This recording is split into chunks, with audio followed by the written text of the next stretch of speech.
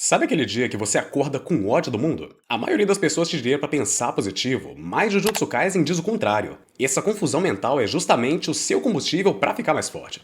Mas lá o mundo é muito injusto também, porque 80% do seu poder é decidido quando você nasce por pura sorte. Até parece complicado entender esses poderes, mas eu vou te mostrar que Jujutsu Kaisen não é só sobre o poder, mas sobre o preço que você paga por ele. Chega mais, eu sou o Daniel e você tá no Lote Abissal. A terceira temporada de Jujutsu Kaisen tá chegando, e pra você poder aproveitar bem, eu vou te explicar tudo sobre o sistema de poder do anime de um jeito que você nunca viu. Quer apostar? Então vem comigo! As emoções negativas em Jujutsu Kaisen criam a energia amaldiçoada, e onde ela se acumula demais sem controle, acabam surgindo as maldições. Então se você tem muito medo de lobisomem, por exemplo, uma hora ou outra vai aparecer uma maldição lobisomem pra te eliminar.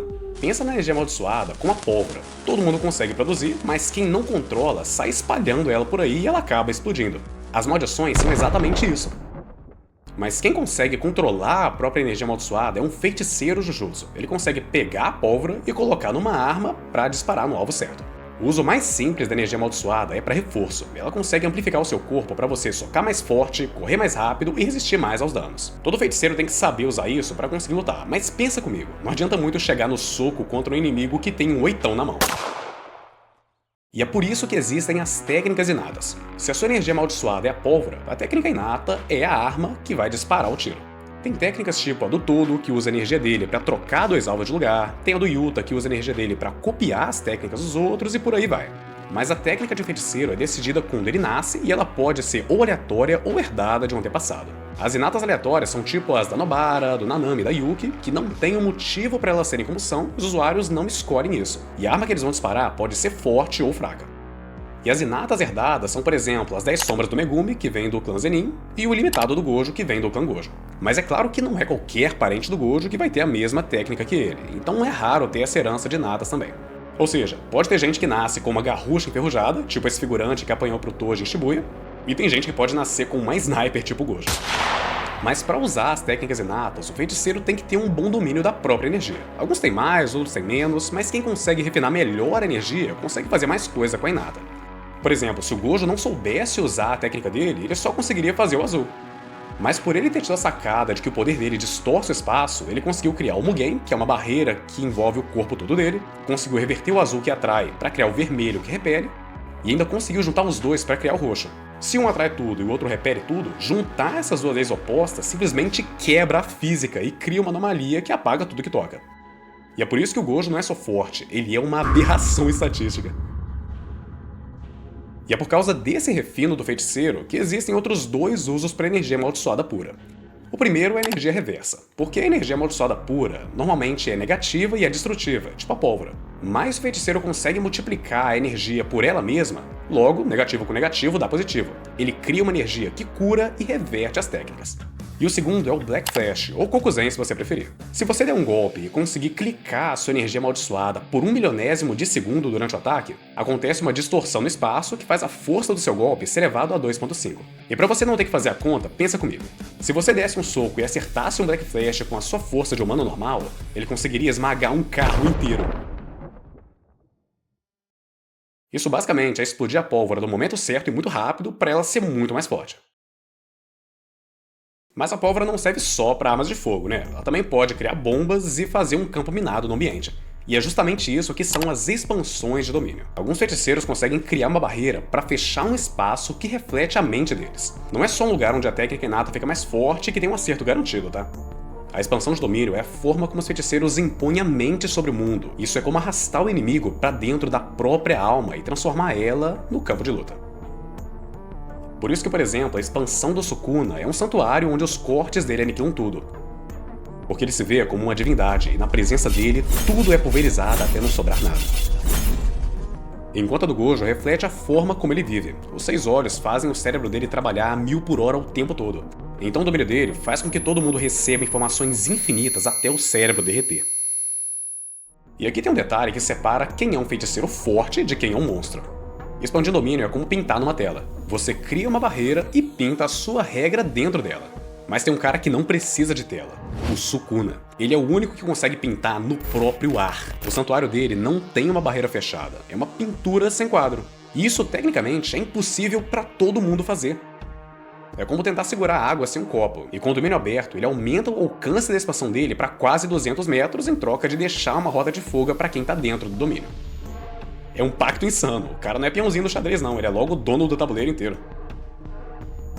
E quando duas expansões são criadas ao mesmo tempo, elas ficam disputando até a mais forte engolir a mais fraca. Elas também são fáceis de quebrar por fora, porque a ideia é não deixar o inimigo que tá dentro sair. E é claro, a expansão de domínio leva embora quase toda a sua energia amaldiçoada, então só quem tem muita energia consegue expandir o domínio várias vezes. E se você ficar preso na expansão de alguém, das duas uma, ou você reza, ou você usa uma técnica chamada domínio simples para se proteger do acerto garantido. É tipo abrir um guarda-chuva num tiroteio. Ajuda, mas não vai fazer milagre também, né? Tem muita coisa que dá pra aprender em Jujutsu Kaisen. O feiticeiro consegue aprender energia reversa, domínio simples e amplificação, mas a verdade é que nada disso adianta muito se você nasce com uma técnica inata fraca ou com pouca energia amaldiçoada. As coisas que realmente importam e que definem se você vai ser um feiticeiro forte ou fraco são decididas no seu nascimento e você não pode mudar. Apesar desse mundo ser injusto, existe uma lei universal em Jujutsu Kaisen. A energia amaldiçoada é justa. E o que isso significa? Bom, que dá pra ir além do seu natural se você estiver disposto a fazer um sacrifício. E é assim que funcionam os pactos vinculativos. O feiticeiro consegue fazer um contrato com a própria energia amaldiçoada para ganhar alguma coisa em troca de outra coisa. Um exemplo disso é o Nanami, que tem um pacto que faz ele poder usar 120% da própria energia depois do expediente, mas em troca disso, ele tem que ficar limitado a 80% antes do expediente acabar. E em Jujutsu Kaisen nunca aconteceu de um feiticeiro quebrar um pacto. Então a gente não sabe se o feiticeiro é eliminado, se o pacto é desfeito, ou se ele simplesmente não consegue quebrar. Mas o fato é que essa regra não dá pra ignorar, então ninguém nunca foi louco bastante pra tentar também. E da mesma forma, de vez em quando acontece um desequilíbrio, como por exemplo, nascer uma pessoa que não tem nenhuma energia amaldiçoada. Quando isso acontece, o universo de Jujutsu Kaisen dá um jeito de compensar. E é aí que nasce a restrição celestial. Uma pessoa sem energia amaldiçoada ganha um corpo extraordinário, sobre-humano, com uma força imensa e reflexos e sentidos absolutos, como o Toji, ou uma pessoa que tem o corpo todo esfarelado ganha muita energia amaldiçoada, tipo o Mekamaru. E o caso do Toji é a maior ironia desse universo. O clã Zenin tratou ele como lixo por não ter nenhuma energia amaldiçoada. Para a sociedade Jujutsu, ele era um erro, um defeito de fábrica. Mas foi justamente esse defeito que fez com que o Toji conseguisse burlar o próprio destino. Por não ter energia amaldiçoada, o Toji ficou invisível para as barreiras, para os rastreamentos e de certa forma até para o próprio destino. A lição desse cara é, se o mundo te rejeita, você não tem que se adaptar a isso. Você pode só ficar tão forte que o sistema vai quebrar quando tentar te esmagar. E essas trocas que eu falei existem no sistema desse mundo, mas a verdade é que as trocas em Jujutsu Kaisen têm muito mais poder do que os pactos vinculativos. Se existe um feiticeiro muito forte, as consequências desse poder sempre vão acompanhá-lo. E dá pra ver isso acontecendo com alguns feiticeiros de grau especial. Pro Geto, por exemplo, a consequência foi perecer sem nunca ter conseguido mudar o mundo e pelas mãos de quem ele era mais próximo. E falando no Gojo, o fato de ele ser o mais forte traz o fardo de ele nunca conseguir vencer de verdade em uma batalha importante. Ele perdeu pro Toji e isso trouxe o fim da Manai. Ele foi selado em Shibuya e isso fez todo o incidente da segunda temporada acontecer. Ele pode ganhar 1000 lutas, mas ele sempre vai perder justo aquela mais importante, e todo mundo que é próximo dele vai acabar pagando o preço por isso. E até o Sukuna, que para ter liberdade total e conseguir impor o ego dele ao mundo, teve que abdicar da própria humanidade. Ele pode até ser o mais forte, mas ele nunca vai saber o que é amor, nunca vai ser amado e nunca vai saber o que é a verdadeira felicidade. Esse fardo vai acompanhar para sempre a alma do Rei das Maldições. Então, na verdade, não é que o mundo de Jujutsu Kaisen é injusto só com quem teve o azar de nascer com uma técnica inata fraca ou com pouca energia amaldiçoada. Ele simplesmente não é justo pra ninguém. E tanto feiticeiros fracos quanto fortes não conseguem sair ilesos porque esse mundo dá um jeito de sempre esmagar quem ousa nascer nele. Então talvez em Jujutsu Kaisen, vencer seja simplesmente perder mais devagar. E se esse conteúdo te trouxe até aqui, é porque o Lote Abissal é o seu lugar. Se você curtiu, já deixa o seu like e comenta qual tema você quer ver nos próximos vídeos, porque isso ajuda muito a guiar as nossas próximas produções. Foi um prazer falar com você, pode sempre chegar, porque aqui é um espaço feito especialmente pra você. Então tenha um bom dia, uma boa tarde e uma boa noite. Valeu!